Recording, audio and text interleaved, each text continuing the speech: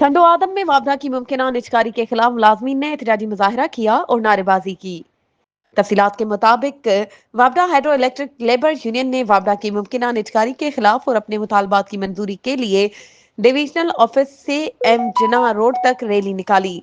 इस मौके पर नूर हसन बुघियो, अख्तर कलोई, फहीम कुरैशी, कमांडो मंजूर, रुस्तम अली मक्सी, अब्दुल गफूर ब्रोही, लुकमान आराई, जकीउद्दीन भट्टी, शाहिद शेख, मुलाजमीन ने और दीगर की कयादत में एम ए जिना रोड के सामने तेज बारिश के दौरान धरना दिया और नारेबाजी की।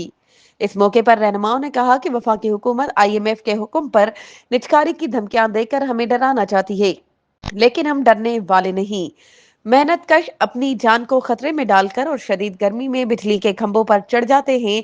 हम रोशनी बनाने वाले हैं, हमें अंधेरा बनाने पर मजबूर ना किया जाए।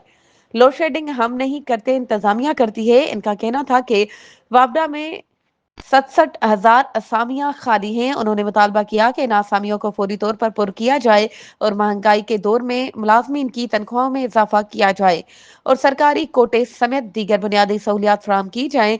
बसूरत दीगर हमारा एहतजाज जारी रहेगा। मज़ीद खबरों और अपडेट्स के लिए हमारे चैनल को सब्सक्राइब करें और बेल आइकन को प्रेस करना ना भूलें।